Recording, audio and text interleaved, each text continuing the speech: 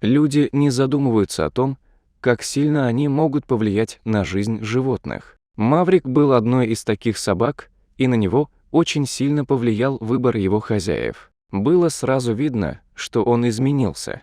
Он выглядел очень подавленно, и зрительного контакта не происходило, а его походка была тяжелой. Но однажды, когда его выводили из питомника, он понял, что скоро все изменится. Когда-то Маврик был счастливым. Пес жил в хорошем доме. Он становился старше, но это его не волновало. Он любил свою семью, жил полной жизнью. Он пребывал в счастливом неведении, что жизнь его скоро круто изменится, и он лишится всего. Одна прогулка изменит все. Хозяева заметили, что с возрастом он стал меняться. Они были разочарованы, что Маврик больше не энергичный щенок, в которого они когда-то влюбились. Нежные чувства к питомцу стали остывать, и еще не знали, что у взрослых собак могут появиться осложнения со здоровьем, и не были уверены, что смогут справиться с ними. Затем случилось нечто, после чего хозяева приняли окончательное решение. Хозяева начали искать информацию о том, как ухаживать за пожилыми собаками. То, что они нашли, поразило их до глубины души. Они узнали, что у немецких овчарок может быть недержание и самое страшное – рак. Лечение может быть очень дорогим, поэтому они приняли решение оставить его в приюте. Пес не мог понять, почему его жизнь приняла такой резкий оборот ни с того ни с сего. Он должен был покинуть свой любимый дом и уйти в приют для животных. Сначала он был сбит с толку и не мог понять, что происходит вокруг. Но затем его поглотила тревога, и все стало еще хуже. Сотрудники приюта сразу заметили, что поведение Маврика сильно изменилось. Тогда они стали оказывать ему больше внимания, они гладили его, играли с ним как можно чаще. Но псу все равно было плохо, его мир в мгновение ока перевернулся с ног на голову. Он не мог понять, что произошло.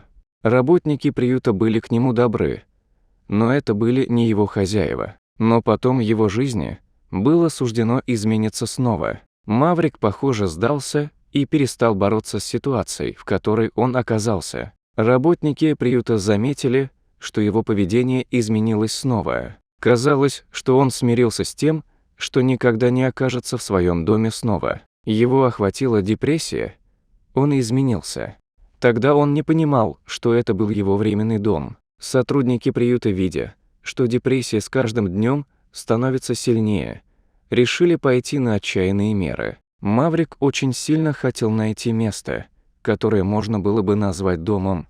Поэтому работники приюта объединили свои усилия и рассказали историю Маврика в надежде найти ему дом в социальных сетях, призывая людей забрать пса к себе домой. Но они не получали желаемых откликов. Пришла одна пара. Команда всеми силами пыталась рассказать историю Маврика. Люди реагировали не так, как хотелось работникам приюта. Они уже начали сомневаться, что Маврика вообще кто-нибудь захочет забрать. Взрослые собаки не часто находят себе новый дом, поскольку люди, как правило, теряют голову при виде маленьких милых щенков. Но команда не сдавалась. Однажды работники увидели, как его выводит пришедшая пара, и они не могли поверить своим глазам.